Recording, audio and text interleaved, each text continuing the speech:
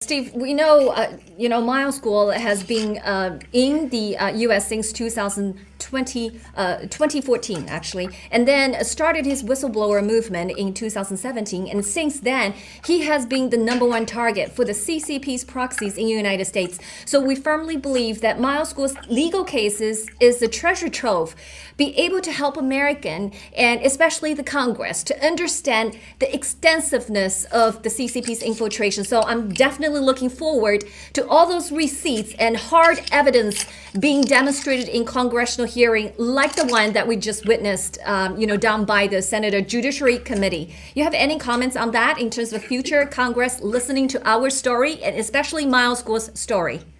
Well, I think it's not just Congress. I think this was the whole thing about the trial of Miles Guo. It was very limited. And we understand the Justice Department's infiltrated by the Chinese Communist Party. Let's be blunt about it. This is why today on the show with Tom Fitton, I called for, to back Tom Fitton, a special prosecutor to be designated by the president to report to the White House directly to the president to investigate the FBI and the Justice Department, because Cash and Pam, they have too much on their plate. You clearly can't investigate it if you're trying to run it because it's just too complicated. These organizations are too big. And part of it, the investigation has to be the infiltration of the Chinese Communist Party in the FBI and the Justice Department. In Miles Guo's trial, one thing that shocked me was very limited.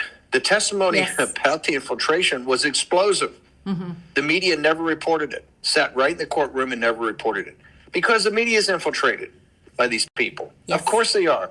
The China Daily was published, was put in the New York Times and the Washington Post for years, put in as a supplement, which is just an Americanized version of the People's Daily, the propaganda arm of the Chinese Communist Party, and they got paid to do it. Of course, they're business partners with the CCP, the New York Times, and the Washington Post, and that's why they didn't cover the Miles Guo trial. The limited amount of information that came out was explosive about how they've hunted down Miles Guo for years and paid people huge amounts of money as bonuses and bribes to basically get him shipped back to China. That was never brought out. And that only scratches the surface. Look what happened in the testimony yesterday. All the big tech platforms, because they were in business partners of the Chinese Communist Party, one of their top priorities was to shut down Miles Guo.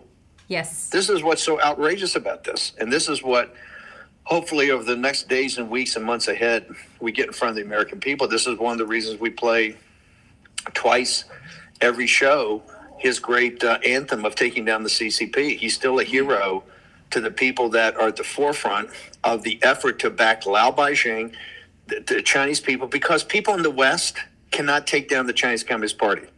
We can't. That is a situation. Now, we can fight the Chinese Communist Party. We can assist Lao Beijing, but it's Lao Beijing's hands that have to bring down this murderous regime.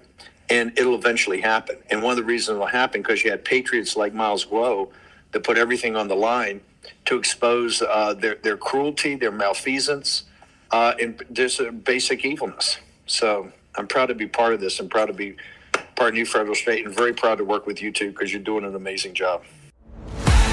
Sign up for free and be part of the movement. It isn't just an app. It isn't just a social media platform. It's a community. Download Get It right now.